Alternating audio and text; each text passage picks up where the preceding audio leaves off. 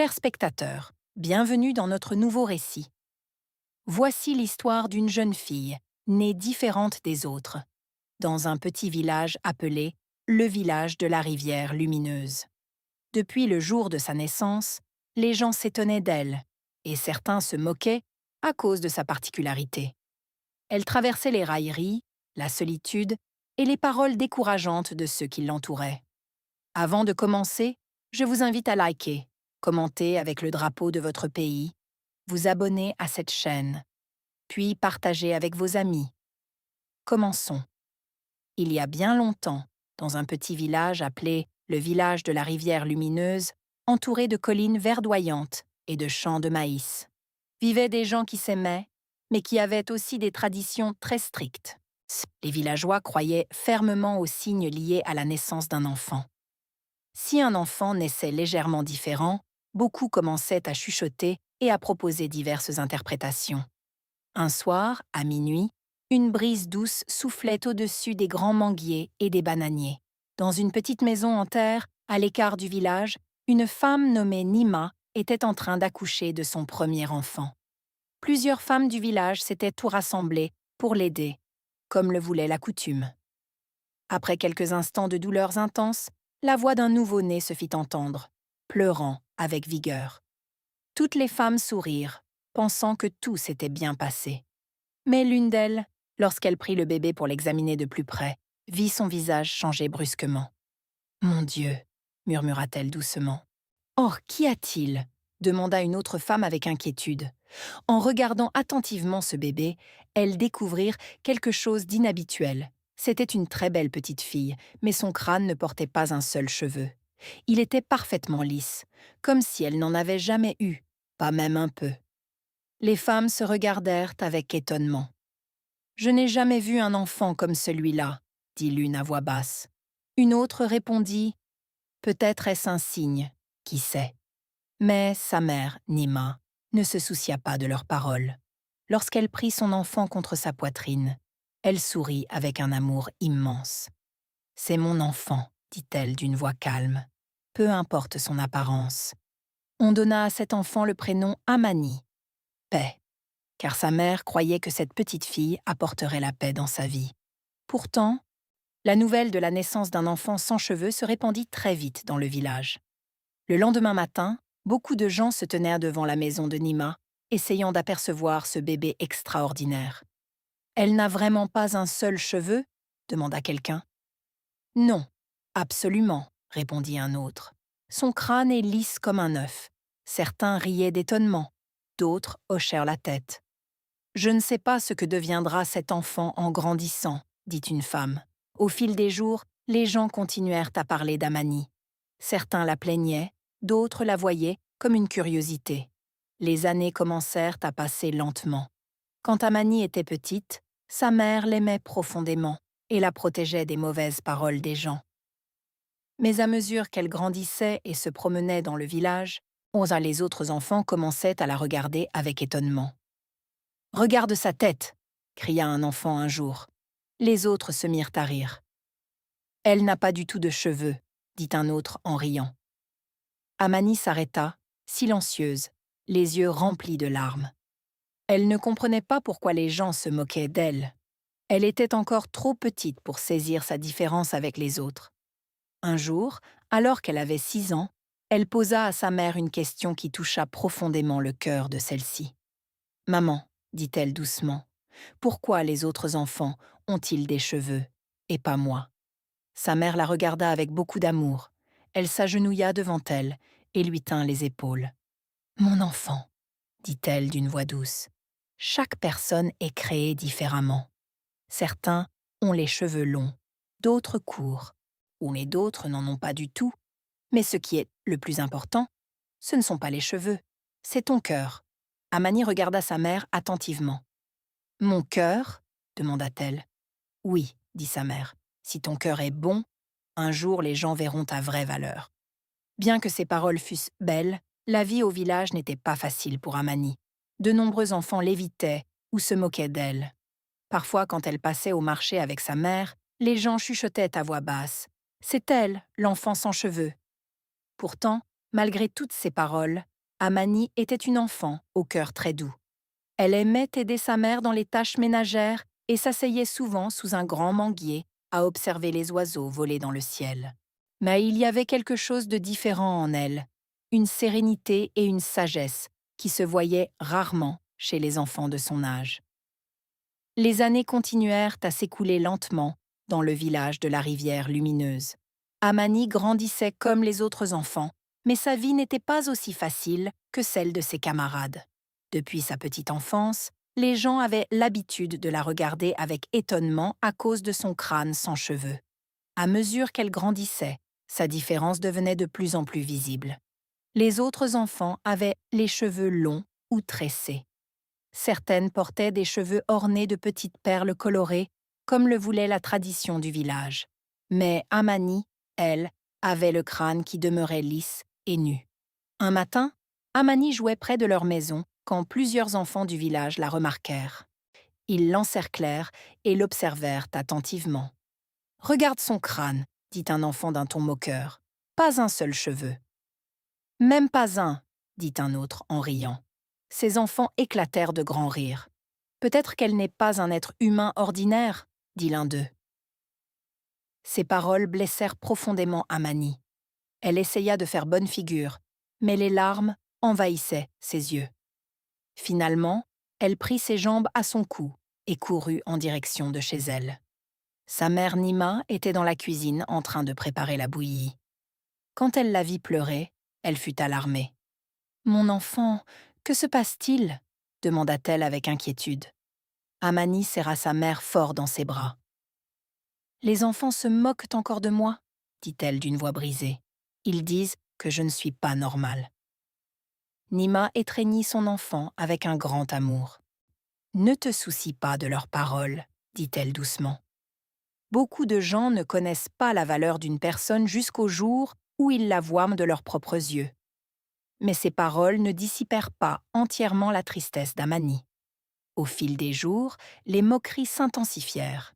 Parfois, quand elle passait près d'un groupe d'enfants, ils se mettaient à chanter d'une voix railleuse, la fille sans cheveux, le crâne comme une pierre. À chaque fois qu'ils chantaient, ils riaient fort. Amani apprit à endurer. Plutôt que de se battre ou de répondre, elle se taisait la plupart du temps et s'éloignait discrètement. Mais tous les enfants ne se moquaient pas d'elle. Il y avait une fille nommée Zawadi qui, parfois, avait de la compassion pour elle. Un jour, Zawadi suivit Amani jusqu'à l'endroit où elle aimait s'asseoir seule, mais sous le grand manguier. « Ne sois pas trop triste, » dit Zawadi doucement. Amani la regarda avec surprise. « Pourquoi » demanda-t-elle. « Parce que ceux qui se moquent aujourd'hui pourraient bien être ceux qui auront besoin de toi demain, » répondit Zawadi. Ces paroles semblèrent étranges à Amani, mais elles lui apportèrent un peu de réconfort. À mesure qu'elle grandissait, Amani commença à montrer qu'elle était une enfant très intelligente. Elle aimait écouter les récits des anciens du village, surtout les vieilles histoires sur la terre, les rivières et les traditions du peuple. Elle aimait souvent s'asseoir près d'une vieille femme nommée Grand-mère Nourou, réputée pour sa grande sagesse. Grand-mère Nourou aimait beaucoup Amani. Un jour, en la voyant assise tranquillement près de sa maison, elle l'appela. « Amani, viens ici, mon enfant. » Amani s'approcha lentement. « Pourquoi es-tu triste ces derniers temps » demanda la vieille femme. Amani baissa les yeux. « Les gens se moquent de moi parce que je n'ai pas de cheveux, » dit-elle doucement. Grand-mère Nourou rit légèrement. « Non par mépris, mais par tendresse. » Les enfants se moquent de beaucoup de choses qu'ils ne comprennent pas, dit-elle. Puis elle regarda Amani dans les yeux. « Mais retiens mes paroles, mon enfant. Ce qui semble être une faiblesse aujourd'hui peut devenir une grande force demain. » Amani ne saisit pas complètement le sens de ces paroles, mais elle les garda précieusement dans son cœur. Au fil des années, Amani commença à aider davantage aux travaux du village. Elle aidait sa mère au champ, puisait de l'eau à la rivière, et souvent aidait les voisins âgés à porter du bois. Bien que beaucoup de gens la vissent encore comme une fille extraordinaire, ils découvraient peu à peu qu'elle avait un très bon cœur. Mais les moqueries ne cessèrent pas entièrement. Quand les enfants commencèrent à se préparer pour l'école du village, Amani savait que sa vie allait connaître de nouveaux défis. Elle savait qu'à l'école, elle rencontrerait encore plus d'enfants et peut-être encore plus de moqueries. Un soir, assise dehors devant leur maison, à regarder le soleil se coucher derrière les collines, elle posa une autre question à sa mère. « Maman, quand je commencerai l'école, est-ce que les gens vont encore se moquer de moi ?» Sa mère sourit légèrement, bien qu'au fond d'elle, elle fut triste, car elle savait que c'était possible. « Peut-être, » dit-elle honnêtement. Amani garda le silence un moment. « Mais rappelle-toi, » ajouta sa mère, « le savoir et la bonne conduite ont plus de force que les paroles des gens. » Ce soir-là, Amani s'endormit en méditant les paroles de sa mère et de grand-mère Nuru. Elle ne savait pas ce que la vie lui réservait dans les jours à venir. Le premier jour d'école arriva dans le village de la rivière lumineuse. Beaucoup d'enfants étaient très joyeux. Ils portaient leurs nouveaux uniformes. Certaines avaient les cheveux joliment coiffés par leur mère. D'autres couraient sur la route en riant, impatients de commencer les cours. Mais pour Amani, ce jour-là était différent. Au fond de son cœur, il y avait un mélange de joie et de peur. Ce matin-là, sa mère Nima l'appela. « Amani, lève-toi, mon enfant. Aujourd'hui, c'est ton premier jour d'école. » Amani resta silencieuse quelques secondes avant de se lever. Elle enfila son petit uniforme scolaire, prit son nouveau cahier et le crayon que sa mère lui avait donné. En marchant ensemble vers l'école, d'autres enfants étaient également sur le chemin. Certains, en voyant Amani, commencèrent à chuchoter. « N'est-ce pas la fille sans cheveux ?» dit un enfant.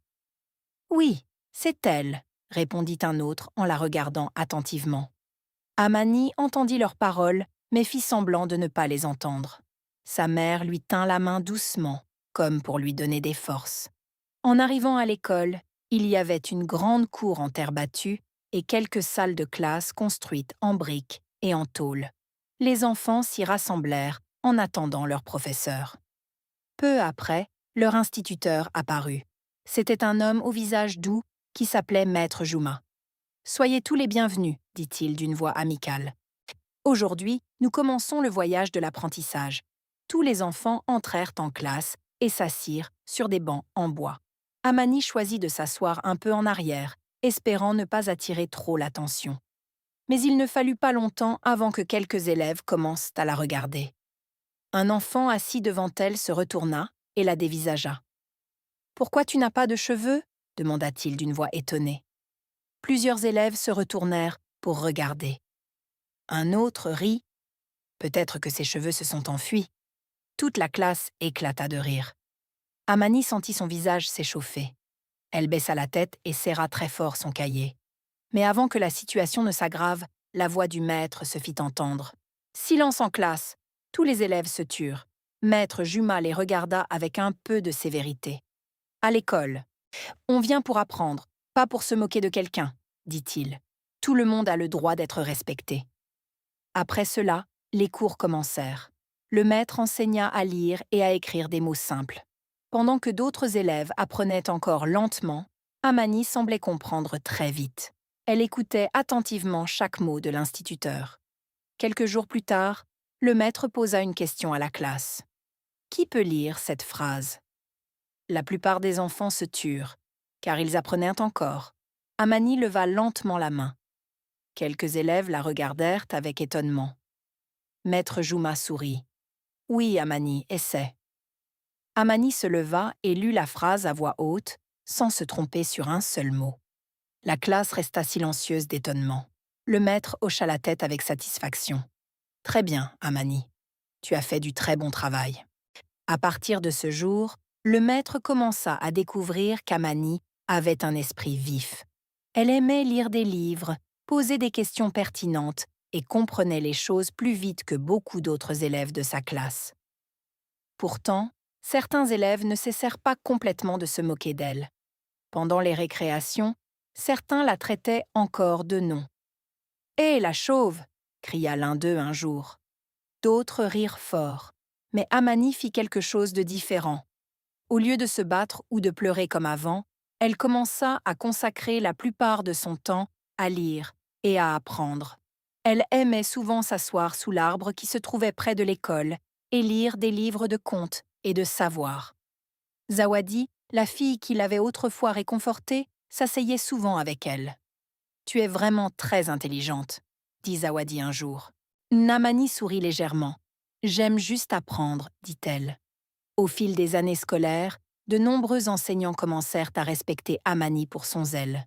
Elle était souvent la meilleure élève de sa classe, mais malgré cela, elle avait encore le sentiment que beaucoup de gens ne la voyaient pas comme une enfant ordinaire.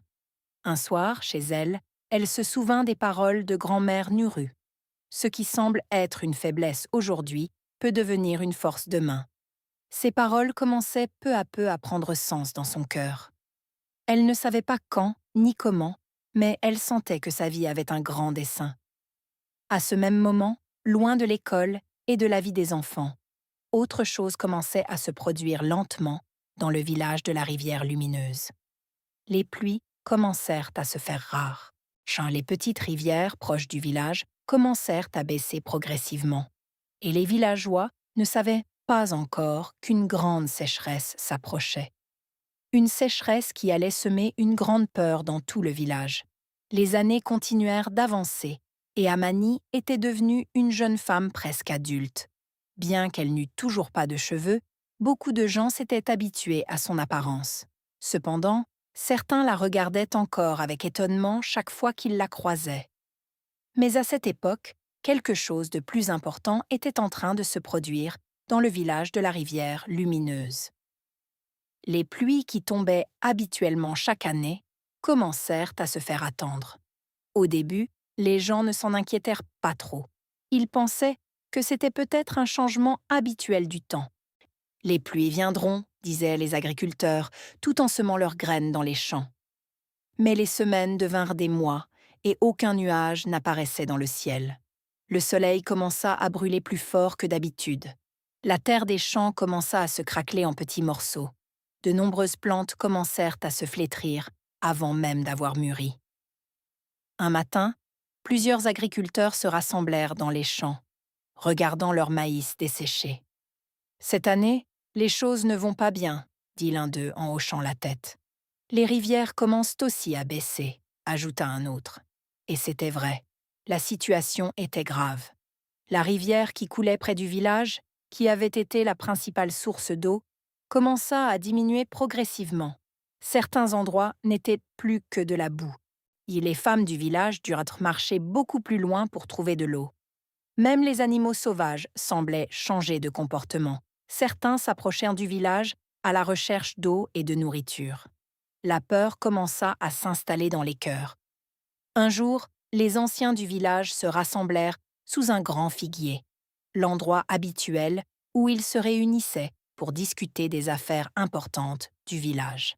« Cette sécheresse semble pire que celle des autres années, » dit un vieux d'une voix grave. « Si la pluie ne vient pas bientôt, nous aurons de grands problèmes, » ajouta un autre. Beaucoup de gens commencèrent à désespérer. Les champs se dégradaient et la nourriture commençait à se faire rare progressivement. Amani, elle aussi, vit cette situation de ses propres yeux. Alors qu'elle aidait sa mère au champ, elle voyait comment les plantes se desséchaient. « Maman, » dit-elle un jour, « pourquoi la pluie ne vient-elle pas ?» Sa mère Nima regarda le ciel bleu, sans un seul nuage. « Je ne sais pas, mon enfant, » dit-elle avec tristesse, « mais nous devons garder espoir. » Au fil des jours, la situation continua à se dégrader. De nombreux animaux domestiques comme les vaches et les chèvres commencèrent à s'affaiblir par manque de pâturage et d'eau. Les enfants du village pleuraient de faim. Un jour, Amani alla rendre visite à grand-mère Nuri, cette vieille femme pleine de sagesse. Elle la trouva assise dehors, regardant la terre craquelée par la sécheresse. « Grand-mère, » dit Amani respectueusement. Grand-mère Nuru la regarda et sourit légèrement. « Viens, mon enfant. » Amani s'assit près d'elle. « Notre village semble avoir de grands problèmes, » en dit-elle tristement. Grand-mère Nuru garda le silence un moment, comme si elle réfléchissait à quelque chose. « Il y a des moments où le monde nous met à l'épreuve, » dit-elle doucement. « Nous met à l'épreuve » demanda Amani. « Oui, dit la vieille femme. Mais chaque problème a sa solution, même si beaucoup ne peuvent pas la voir. Ces paroles firent longuement réfléchir Amani. Ce soir-là, rentrée chez elle, elle s'assit dehors à contempler les étoiles dans le ciel. Un vent sec soufflait doucement, portant la poussière du sol. Elle pensa à son village. Elle pensa aux enfants qui avaient faim. Elle pensa aux agriculteurs qui avaient perdu leur récolte. Son cœur était rempli de tristesse, mais aussi d'un ardent désir de faire quelque chose pour aider. Pourtant, elle ne savait pas ce qu'elle pouvait faire. Et elle n'était qu'une fille du village que beaucoup regardaient encore comme une personne extraordinaire. Mais au fond de son cœur, il y avait un étrange sentiment, comme s'il y avait quelque chose qu'elle devait découvrir. Dans les jours qui suivirent, les anciens du village continuèrent à se réunir et à débattre de la sécheresse. Certains proposèrent de faire des prières collectives au village. D'autres pensaient qu'ils avaient peut-être enfreint une tradition quelconque. Mais aucune solution ne semblait apparaître. Et pendant que les villageois s'agitaient à chercher des réponses, Amani commença à se souvenir de certains récits que grand-mère Nourou lui avait racontés autrefois. Des histoires sur des sources cachées dans les montagnes, des histoires sur une terre qui renfermait des secrets que peu de gens pouvaient déchiffrer. Plus elle y pensait, plus une idée commençait à émerger lentement dans son esprit. Peut-être y avait-il quelque chose que les habitants du village n'avaient pas encore découvert, et peut-être était-ce elle qui pourrait le trouver. Mais elle ne savait pas encore si les villageois lui feraient la confiance. À mesure que la sécheresse continuait à frapper le village de la rivière lumineuse, les conditions de vie devenaient de plus en plus difficiles. Les champs étaient complètement desséchés et de nombreux arbres commençaient à se flétrir. Les femmes parcouraient de très longues distances pour trouver de l'eau et rentraient souvent avec des seaux à moitié pleins seulement. Les enfants du village semblaient affaiblis par la faim et de nombreux animaux avaient commencé à mourir par manque d'eau. Un jour, les anciens du village se rassemblèrent à nouveau sous ce grand figuier.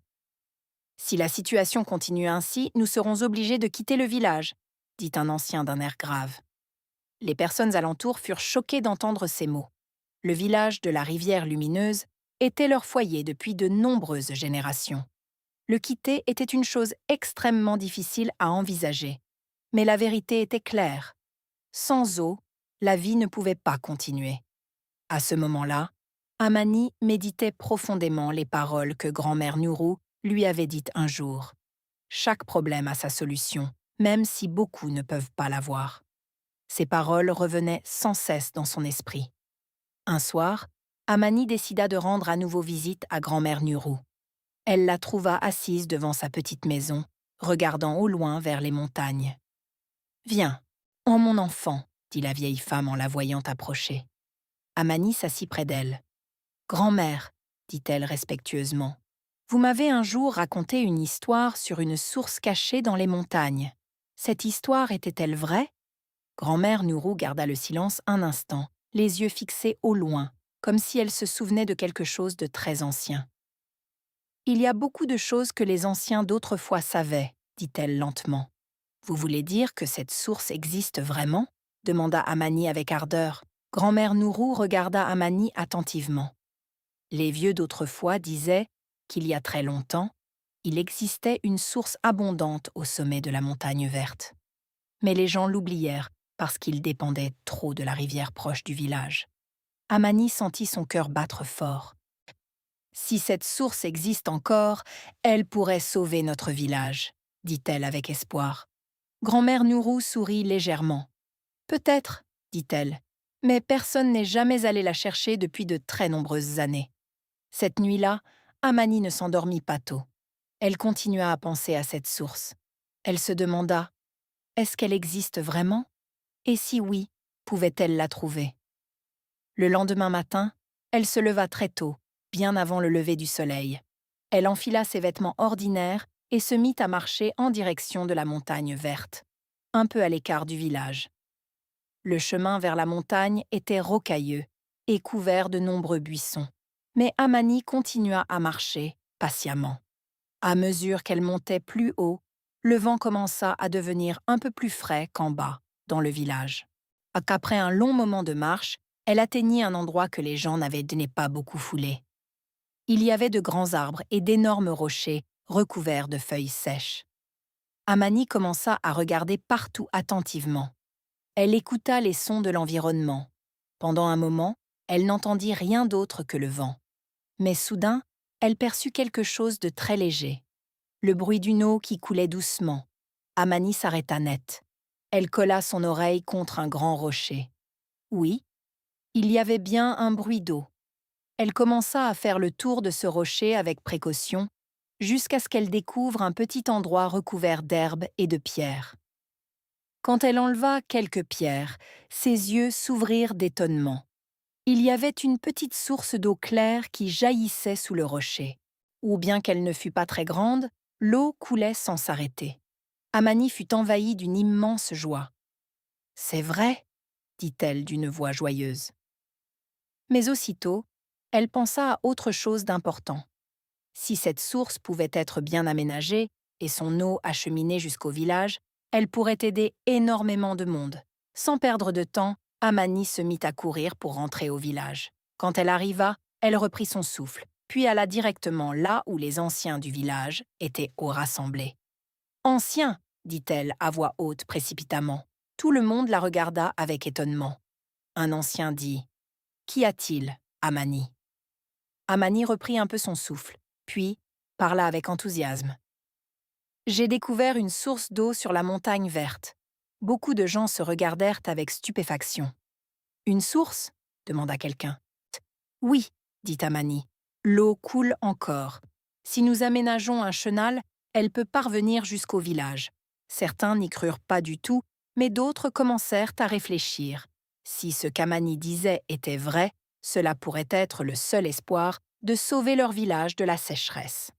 Après qu'Amani eut informé les anciens du village de la rivière lumineuse de la source qu'elle avait découverte sur la montagne verte, les villageois gardèrent le silence un moment. Beaucoup semblaient stupéfaits. D'autres avaient des doutes. Un ancien très respecté dans le village demanda d'une voix grave « Es-tu sûr de ce que tu dis, Amani ?» Amani se tint devant eux, fatiguée d'avoir couru, mais les yeux emplis d'assurance. « Oui, j'en suis certaine, dit-elle.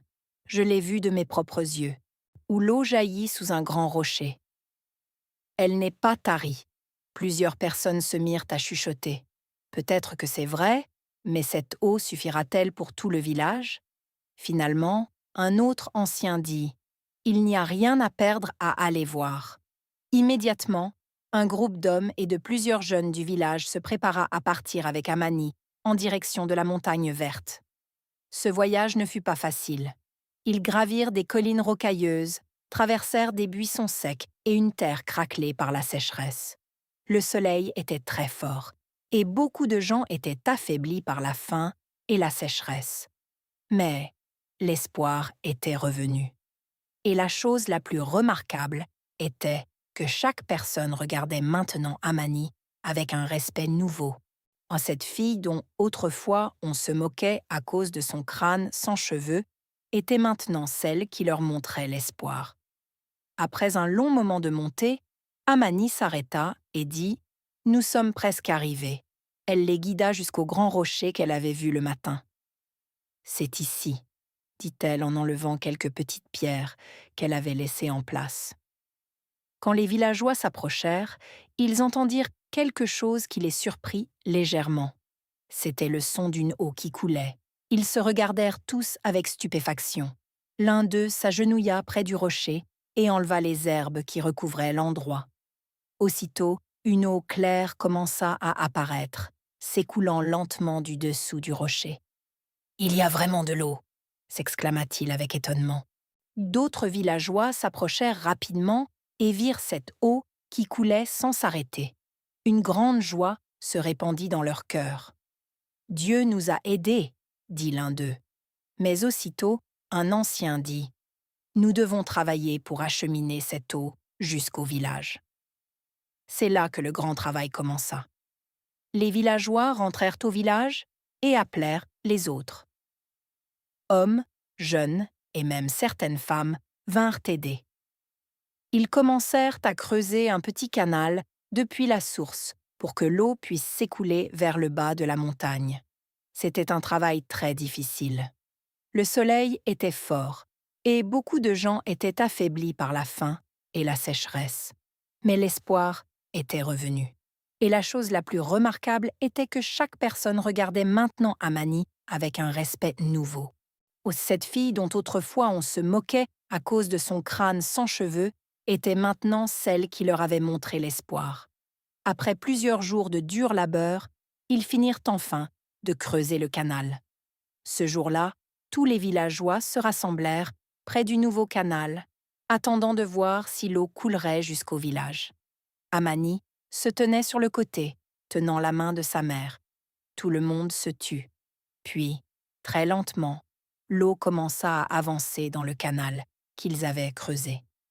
Au début, ce n'était qu'un filet, mais au fil du temps, il augmenta. Finalement, cette eau atteignit les abords du village. Les villageois se mirent à pousser des cris de joie. « L'eau est arrivée !» s'écria quelqu'un à voix haute. Les enfants sautèrent de joie. Les femmes commencèrent à remplir leurs seaux d'eau fraîche. Les agriculteurs regardèrent leurs champs avec un nouvel espoir. Le village de la rivière lumineuse était sauvé. Le chef des anciens du village appela Amani devant tout le monde. « Amani, dit-il d'une voix respectueuse, aujourd'hui tu as accompli quelque chose de grand pour notre village. » Tout le monde la regardait. Sans toi, peut-être que nous aurions dû quitter cet endroit aujourd'hui, ou même perdre des vies à cause de la sécheresse. Puis, il leva la main et dit d'une voix forte, « À partir d'aujourd'hui, nous reconnaissons Amani comme la héroïne du village de la rivière lumineuse. » Tous se mirent à applaudir et à crier de joie. La mère d'Amani, Néhéma, essuya des larmes de bonheur. Mais l'histoire d'Amani ne s'arrêta pas là. La nouvelle de la jeune fille qui avait sauvé son village de la sécheresse commença à se répandre lentement jusqu'aux autres régions du royaume. Et un jour, cette nouvelle parvint jusqu'au palais du roi. C'est alors qu'une autre chose extraordinaire commença, car le fils du roi entendit cette histoire et voulut ardemment rencontrer cette courageuse jeune fille qui s'appelait Amani. Depuis que l'eau était arrivée dans le village de la rivière lumineuse, la vie des villageois commença à changer progressivement. Les champs qui avaient été desséchés retrouvèrent un nouvel espoir. Les agriculteurs recommencèrent à semer leur culture, et les femmes n'étaient plus obligées de parcourir de longues distances pour trouver de l'eau. Chaque personne dans le village savait une chose clairement. Sans Amani, et leur village aurait peut-être été entièrement détruit par la sécheresse.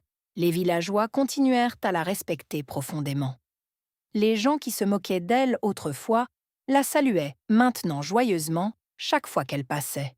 « Bonjour, Amani », disait-il en souriant.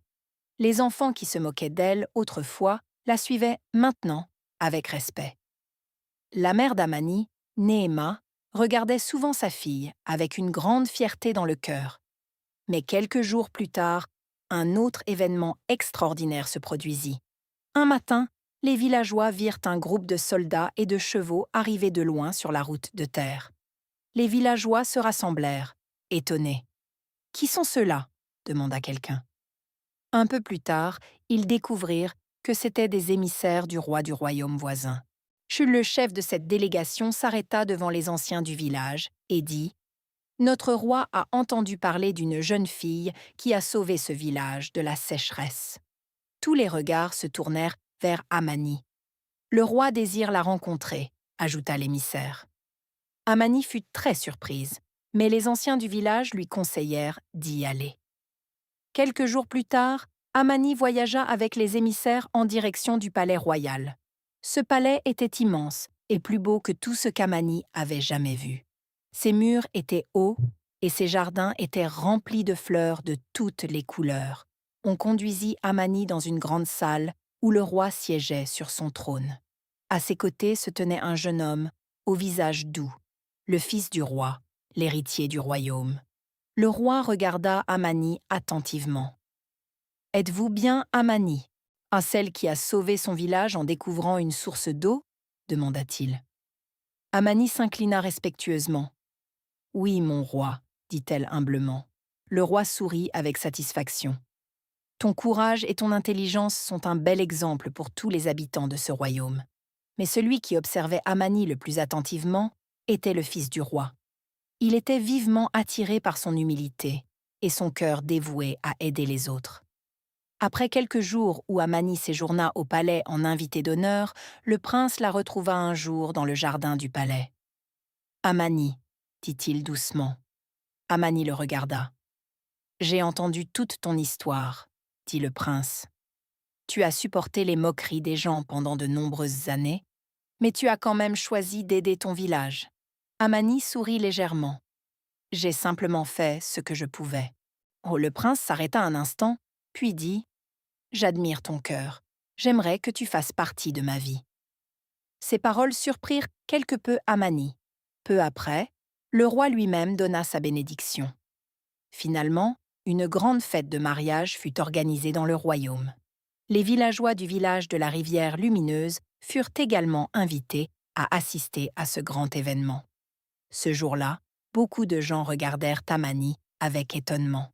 Cette fille dont on s'était autrefois moqué à cause de son absence de cheveux était maintenant l'épouse du fils du roi. Mais Amani ne changea pas d'un iota. Elle demeura humble et continua à avoir un cœur serviable envers les autres. Et chaque fois qu'elle revenait rendre visite à son village, les villageois l'accueillaient avec une grande joie. Son histoire devint une grande leçon pour tous. Une leçon qui enseigne qu'il ne faut pas mépriser quelqu'un à cause de sa différence. Parce que souvent, au fond d'une personne que l'on méprise, peut se trouver une force ou une sagesse qui, un jour, pourrait sauver la vie de beaucoup. Et c'est ainsi que l'histoire d'Amani, la fille sans cheveux, continua à être chantée et racontée de génération en génération, comme l'histoire d'une véritable héroïne du village de la rivière Lumineuse. Et c'est ainsi que l'histoire d'Amani demeura une grande leçon pour les habitants du village de la rivière Lumineuse et pour les générations suivantes. Les gens apprirent que mépriser quelqu'un à cause de sa différence est une grande erreur, car la vraie valeur d'une personne ne se voit pas avec les yeux, mais se manifeste à travers ses actes. Amani, la fille que l'on avait autrefois moquée et rejetée, finit par devenir la héroïne du village, puis la reine d'un royaume. Son histoire continua à être racontée chaque soir sous les grands arbres, pour rappeler aux gens que la patience, la bonté du cœur et la sagesse peuvent changer le destin d'une vie. Et c'est là que se termine le récit d'Amani, mais sa leçon, elle, vivra à jamais.